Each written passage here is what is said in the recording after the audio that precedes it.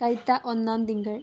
വിശുദ്ധ മത്തായിയുടെ സുവിശേഷം 16-ാം അധ്യായം 13 മുതൽ 20 വരെയുള്ള തിരുവചനങ്ങളുടെ വിശകലനം.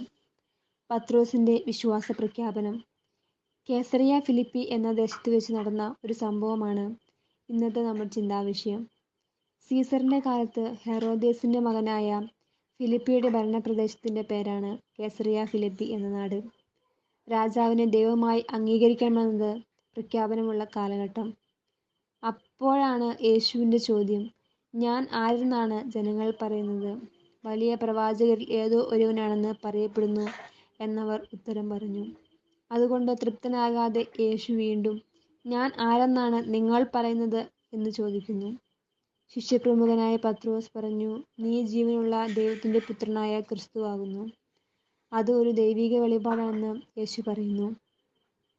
ജീവനുള്ള ദൈവത്തിന്റെ പുത്രൻ എന്നാൽ ദൈവത്തിന്റെ സത്തയുടെ സത്ത എന്നാണ് അർത്ഥം. അതുകൊണ്ടാണ് പത്രോസിന്റെ ഏറ്റുപറയലിനെ വിശ്വാസ പ്രഖ്യാപനം എന്ന് വിളിക്കുന്നത്. ലോകത്തിൽ ആകെ 140 കോടി ക്രിസ്തു വിശ്വാസികളുണ്ട്. യേശു എനിക്കാരാണ് എന്ന ചോദ്യം എപ്പോഴെങ്കിലും നാം ചോദിച്ചിട്ടുണ്ടോ? എന്നും വിശ്വാസ പ്രമാണം ഏറ്റുചൊല്ലുന്നവരായതുകൊണ്ട് നമ്മുടെ വിശ്വാസ പ്രകടനം സത്യസന്ധമാണെന്ന് പറയാൻ കഴിയുമോ? ബഹുഭൂരിപക്ഷത്തിനും അതൊരു യാന്ത്രികമായ അധരവ്യായാമം മാത്രമാണ് എന്നതാണ് സത്യം.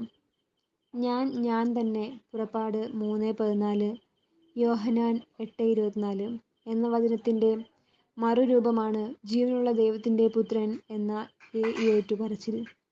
ദൈവാത്മാവിനാൽ നിറയാതെ ഉള്ളാലെ വിശ്വസിക്കാനും ഏറ്റുപറയാനും കഴിയാത്ത രഹസ്യമാണത്. പക്ഷേ ഹൃദയത്തിൽ നിന്ന് അത് ഏറ്റുപറയാത്തവർ ദൈവസന്നിധിയിൽ പാപികളാണ്. ഞാൻ തന്നെ എന്ന് വിശ്വസിക്കാത്തവരൊക്കെ പാപത്തിൽ മരിക്കുന്നു. വിശുദ്ധ യോഹന്നാൻ 8:24. എന്നാൽ യേശുവിന്റെ വചനം ഈ സത്യമല്ലേ നമ്മോട് വിളിച്ചു പറയുന്നത്?